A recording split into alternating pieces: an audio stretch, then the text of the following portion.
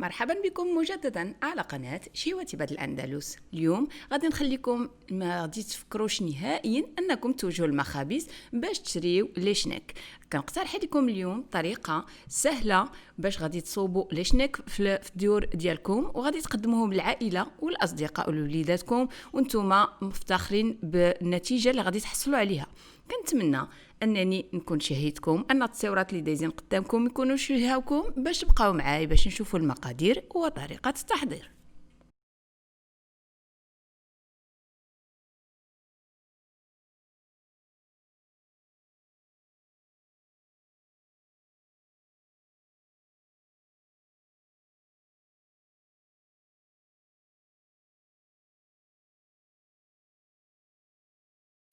لهاد الوصفه غادي نحتاجو 500 غرام ديال دقيق الحلويات، الدقيق الابيض، كيس ديال السكر بنكهه الفانيليا، كيس ديال خميره الحلويات، هنا عندي ملعقه ونصف ديال زيت المائده، هنا عندي 8 غرام ديال الخبز ديال الخميره ديال الخبز، هنايا ملعقه ونصف ديال الخل الابيض، ملعقه كبيره ديال السكر الخشن، هنا عندي رشه الملح تيبقى على حسب الاختيار، هنا عندي 30 غرام ديال الزبده اللي غادي ندوبها لاحقا، ثم هنا عندي 100 غرام ديال الزبده ديال الاكل اللي غادي نديروها نصلحوها للتوراق، و10 سنتيلتر حتى 12 سنتيلتر ديال الزيت المائده اللي حتى هي غادي نصلحوها للتوراق. دو توت لي فاصون بالنسبه للزيت او الزبده منين كيتقاداونا كنعاود ثاني نضيفو. ثم هنا عندي الماء الكافي اللي غادي يجمع لنا العجين. غادي ندوزو دابا باش نحضروا الوصفه مع بعض. زليفه بحال هادي كنوضعوا الخميره ديالنا، ثم كنضيفوا لها البعض من الماء، وكنضيفوا لها شويه ديال السكر، وكنخليوها كتفاعل حتى كتذوب مزيان، عاد كنقدروا نستعملوها. دابا غادي نقوموا بعجن المكونات ديالنا. كنديروا هنايا السكر نكهه الفانيليا، هنا راه عندي الملح، كنضيفوا داك الكيس ديال خميرات الحلويات،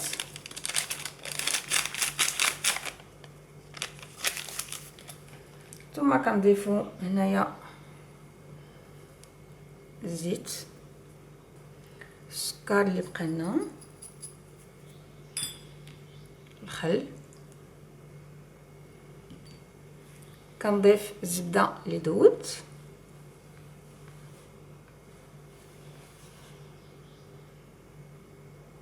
ثم اخير كنضيف الخميره ديالي،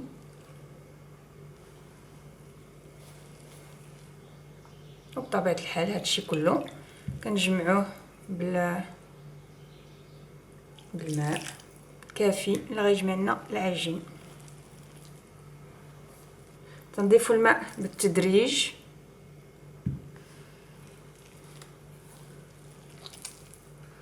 حتى كنحصلوا على عجينه متماسكه ولكن رخوه، ما تكونش قاصحه بزاف بحال العجينه ديال الخبز.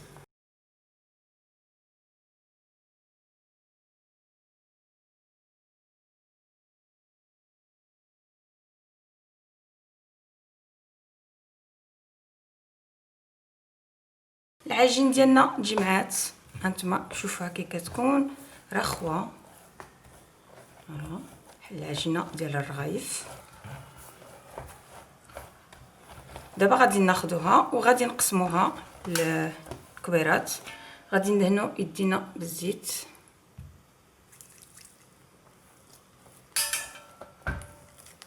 وغادي نقوموا بقسمها هنايا هكا كبيرات صغار، ميكونوش كبار، كبيرات شي بحال هكا.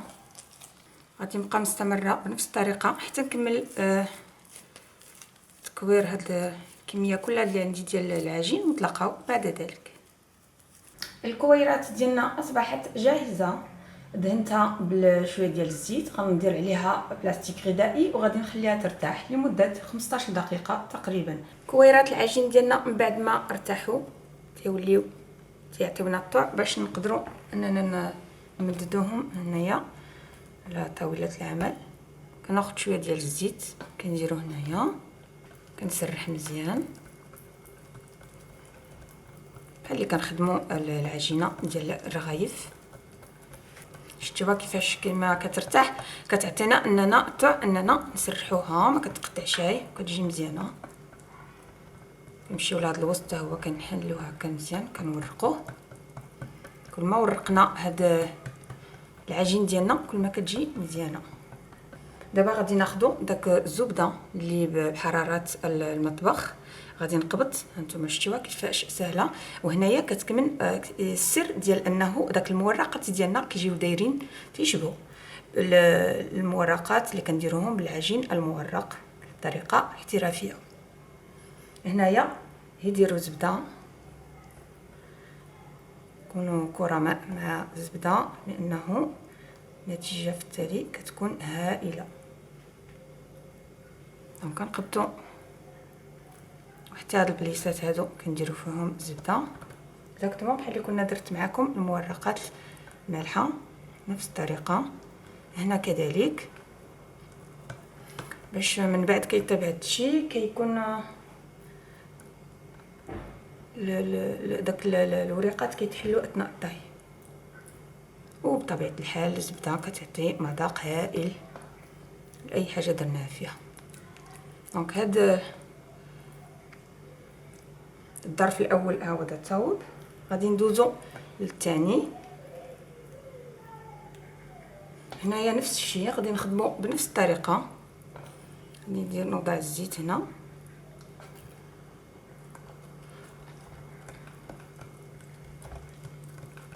وغنسرح هاد الورقه ديالي ولا هاد العجين ديالي حتى هي بنفس الطريقه. غادي نوضع هنا الزبده، وغادي نوضع في وسط هاد العجين ديالي، غادي نوضع هنايا هذيك الظرف اللي كنت صوبت في الاول. بطبيعه الحال كما قلت لكم نقول لكم ديروا شويه ديال الزبده هنا، عاوتاني تطويو هنا. فوالا الظرف الاول ها هو دا وجد. غادي نستمر بنفس الطريقه نخدم الكويرات الاخرى ونتلاقاو بعد ذلك. الرغيفات ديالنا اولا المورقات ديالنا اصبحت جاهزه. حصلنا على 6 ديال القطع. غادي ندخلهم دابا للثلاجه باش داك الزبده تقبط راسها، ومنين نكونوا كنخدموهم تعطينا في الخدمه. بالنسبه لكريم باتيسير فهنا وضعت نصف لتر ديال الحليب. غادي نزيد عليه واحد 3 المعالق ولا 4 المعالق كبار ديال السكر. بالنسبه للسكر مساله الذوق، كلكم تذوقوا، الا كان ناقص غادي تزيدوه. هنا درت 3 ديال المعالق كبار. ثم غادي نضيفوا له 60 غرام ديال مستحضر ديال باش كنديروا به الكريمه الحلوانيه. هنا راه تسبق لي وزنته 60 غرام.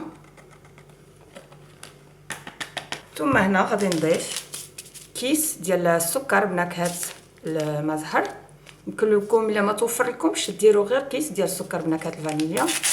هاد المرحله هذه راه سبق لي حضرتها منين صوبنا لي بان سويس، غير انا كنبغي انني نوفر عليكم الوقت ونعاوتاني نعاود المرحله هنايا، وان كان لا فيديو كتجي بعض المرات طويله. دونك تنحركوا هاد المقادير ديالنا كلها اللي هنايا عندنا في كاسرونه. غادي نوضعوا الكاسرونه فوق نار هادئه، نبقاو كنستمروا في التحريك على ما تعقد لنا الكريمه ديالنا، ونعاود نتلاقاو بعد ذلك لتتمه الوصفه. الكريمه ديالنا صبحت جاهزه، هي قدات من بعد ما درتها فوق النار وبقيت كنحركها حتى ولات على هذا القوام هذا. ما نقول لكمش واحد الريحه ديال المزهر طالعه منها كتشهي، روعه. دابا غادي ندير لها بلاستيك غذائي. كنغطيو لها الوجه ديالها بلاستيك غذائي باش ما كنخليوش داك الطبقه الغير مستحبه تكون فوق الوجه ديالها، ونتركوها جانبا. وغادي ندوزو بطبيعه الحال باش غادي نصاوبوا العجين ديالنا. من بعد ما كنخرجوا هاد الرغيفات ديالنا من الثلاجه، نتوما شوفوا كي كيكونوا قابطين راسهم مزيان، وداك حتى داك الزبده اللي كتكون فيهم كتجمد.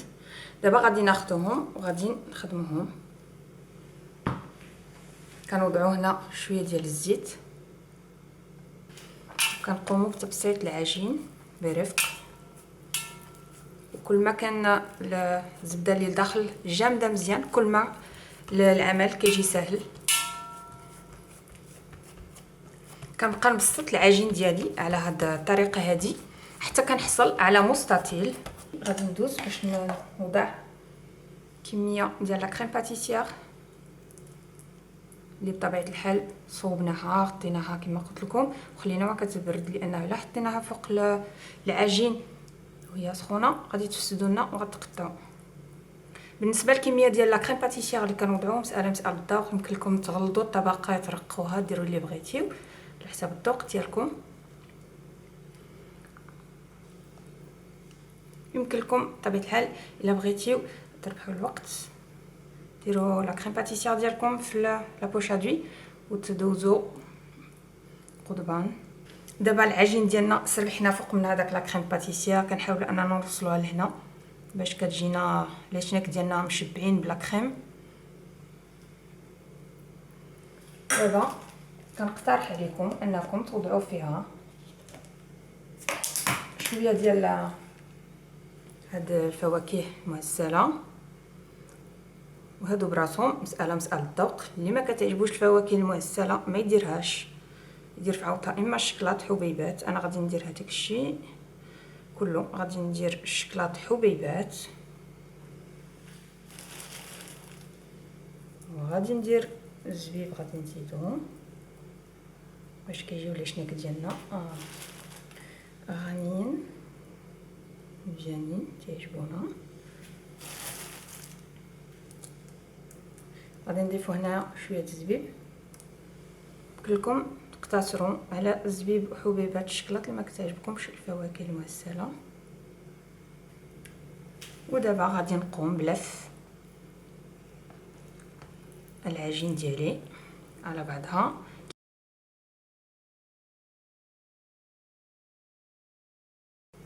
فوالا القضيب الاول صبح جاهز صافي. غادي ندخلو دابا للثلاجه باش يزيد يقبض راسو مزيان، باش ملي نكونوا كنقطعوه باش نصوبوا لي شناك ديالنا يجينا ساهل في التحضير. لي شناك ديالنا بعد ما خرجتهم من الثلاجه شوفوا كيفاش كيصبحوا قاصحين وقاطين راسهم. غادي نديرهم فوق طاوله العمل، قطعوهم على حسب الغلظ اللي بغيتي. وانا كنحبذ انني نقطعهم على العرض ديال اما 2 سنتيمتر ولا 1 سنتيمتر ودمي، حتى هو مزيان باش ما كيجيوش عاوتاني غلاظ بزاف، ماشي مستحب. هانتوما شوفوهم كي تيجيو روعه روعه. لي شناك ديالنا وضعتهم في القالب اللي غادي يدخل للفرن اولا الصفيحه اللي غادي تدخل للفرن. قطعتهم على هذا الشكل هذا كما وريتكم. كنحاولوا اننا غير بيدينا هكا، غير من الفوق الفوق، غير برفق، غير شويه، غير كنعطيهم واحد الشكل دائري. الا كانوا شي شويه تعوجوا اثناء ما كنا كنقطعوهم كنعوطوهم غير شويه هكا بيدينا. دابا غادي ندوز غادي ندهنهم بواحد شويه ديال البيض، وغادي ندير شويه ديال هذا اللوز بحال هكا مهرمش ولا كونكاسي باش كتجينا داك القرمشه من بعد. هذه مساله اختياريه يمكن لكم تستغناو عليها. دونك غادي نكمل انا بنفس الطريقه. غادي ندخل لي شناك ديالي يتطهاو في الفرن اللي سبق لي انني سخنته على درجه حراره 180 ما بين 30 حتى 40 دقيقه تقريبا، حتى الوجه ديالهم كيتورد وكنشوفوا انهم تحلوا مزيان من هنايا وكنخرجوهم. وصلنا للشكل النهائي لوصفه اليوم اللي كانت عباره على شناك كنصوبوه كيجينا مورق بشكل هائل بدون ما نستعملوا العجين المورق الكلاسيكي. كنتمنى انكم غادي تحضروه في البيوت ديالكم لانه فعلا كيجي هائل روعه وكيجي مورق، وداك لا كريم باتيسير ولا الكريمه الحلوانيه كتعطي واحد الرطوبه فعلا رائع. وانا كنتمنى الا صوبتيو انكم عمركم غادي تقتنيوه من السوق لانه هذا كيجي هائل. كنتمنى ان لا فيديو ديال اليوم كانت مفيده، ان الاقتراح ديال اليوم غادي يعجبكم. على امل اللقاء بكم في موعد لاحق مع افكار ووصفات اخرى. دمتم في امان الله.